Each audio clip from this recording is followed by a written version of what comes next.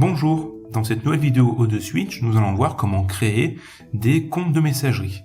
Donc pour créer des comptes de messagerie, il faut commencer par se rendre sur cPanel. Donc vous avez tous les accès dans le mail intitulé Bienvenue chez ODeSwitch. Une fois connecté, il faut aller dans la catégorie des emails, puis aller dans l'outil qui s'appelle compte de messagerie. À ce niveau-là, on va créer un compte. Donc on va créer par exemple contact @ et là il faut sélectionner le nom de domaine sur lequel vous voulez créer votre messagerie. Donc moi je vais créer la messagerie sur montuto.fr. Dans ce menu déroulant là, il y aura tous les domaines que vous avez déjà configurés sur votre compte d'hébergement.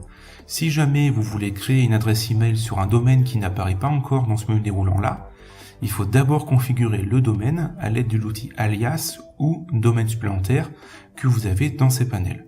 Donc vous pouvez regarder une vidéo précédente que j'ai faite à ce sujet. Ensuite, il faut définir un mot de passe sur l'adresse de messagerie que vous avez créée. Donc là, je vais choisir le générateur de mot de passe de cPanel. Je vais choisir un mot de passe un petit peu plus simple que ce qu'il a pré-généré par défaut. Alors le quota de la boîte aux lettres, ça sera la taille maximale de la boîte aux lettres. Vous pouvez laisser un quota ou bien passer la boîte en illimité si vous souhaitez qu'il n'y ait pas de quota appliqué.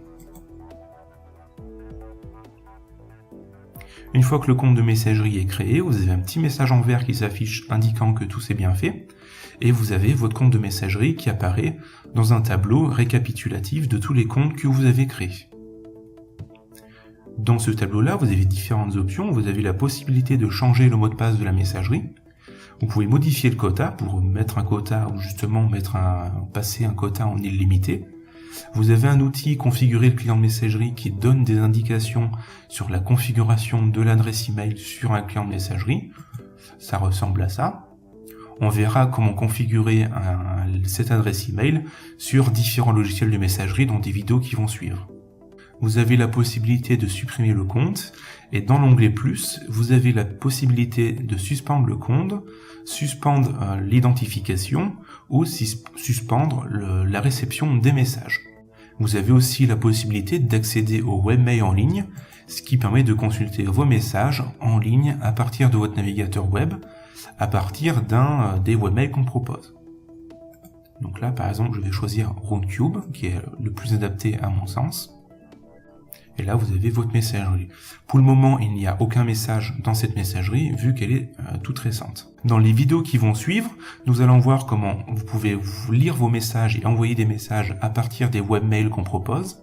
Et on verra aussi comment configurer un logiciel de messagerie, que ce soit un logiciel à installer sur un ordinateur, comme Outlook, Thunderbird ou autre, ou bien sur un téléphone, puisque c'est les mêmes paramétrages au final.